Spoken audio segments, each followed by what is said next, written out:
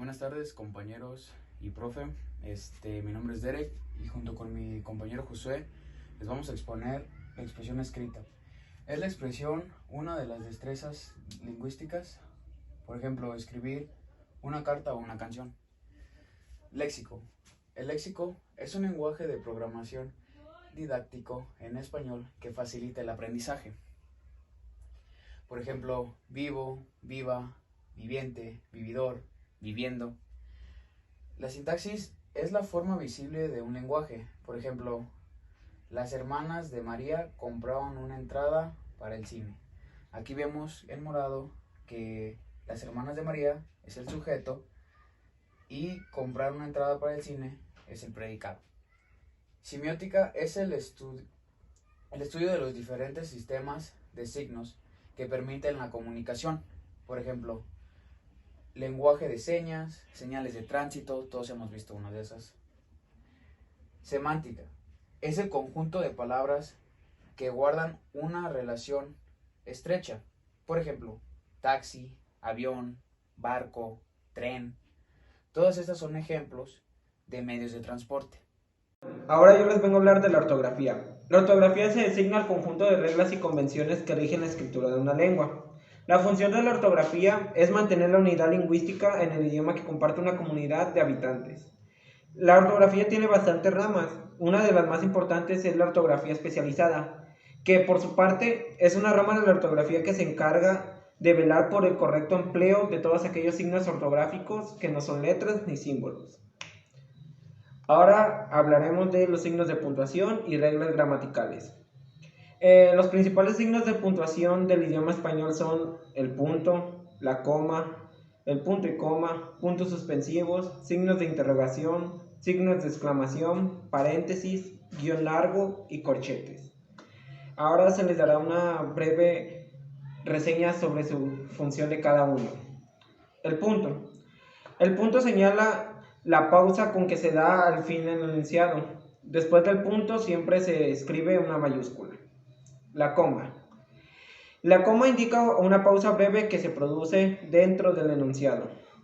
Punto y coma.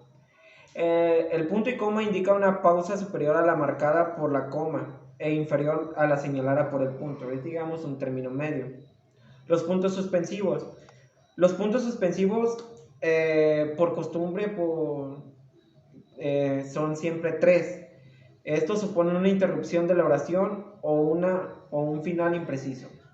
Los signos de interrogación y exclamación se emplean para delimitar enunciados interrogativos o exclamativos, directos e interjecciones.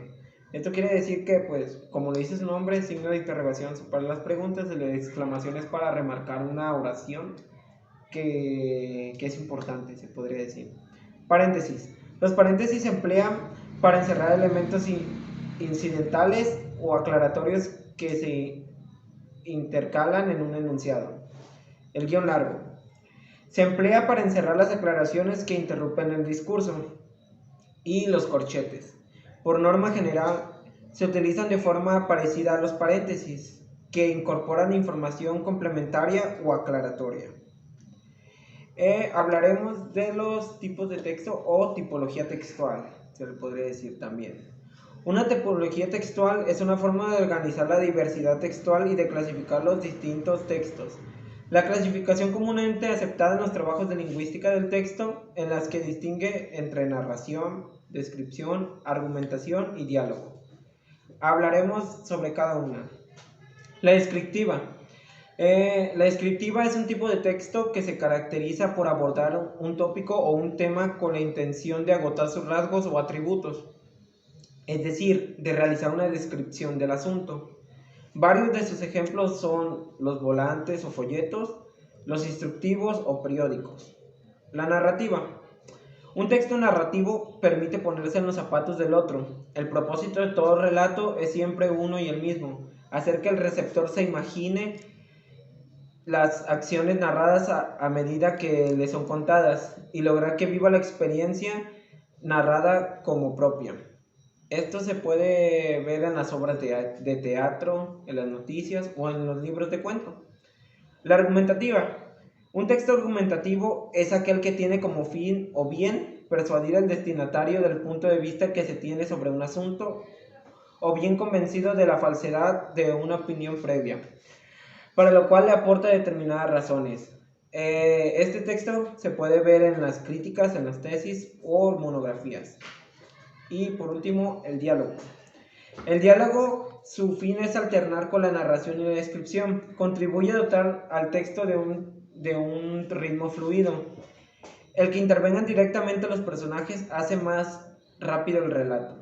Esto se puede ver en las películas o simplemente en una conversación de la vida diaria. Ahora hablaremos sobre los estilos para citas y referencias. A la hora de citar y presentar la lista de referencias bibliográficas, se emplea un solo estilo bibliográfico. La elección de estilo de cita o norma puede venir recomendada por el director de tesis, el tutor de trabajo académico o por la revista o congreso, en el caso de publicaciones científicas.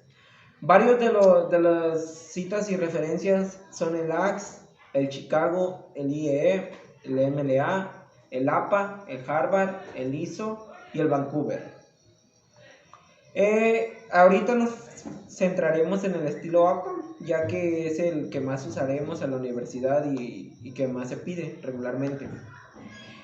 Citar algo significa dar crédito a una idea, pensamiento o frase. Por ejemplo, si agregas una frase de alguien reconocido a tu campo de investigación, debes citar el autor original. Si no lo realizas, las citas correctamente, podrás ser acusado de plagio, lo que puede tener consecuencias tanto académicas como jurídicas. Las normas APA utilizan el método de citas fecha-autor.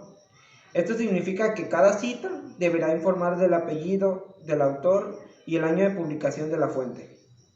Y una referencia completa debe aparecer en la lista de referencias bibliográficas al final de tu texto. Y aquí pondremos un ejemplo de cómo debe ser una cita bibliográfica en estilo APA. Y pues bueno, sería todo de nuestra parte, compañeros. Espero les haya agradado la presentación y como dijo mi ex, hasta aquí llegamos juas. Muchas gracias por su atención, compañeros.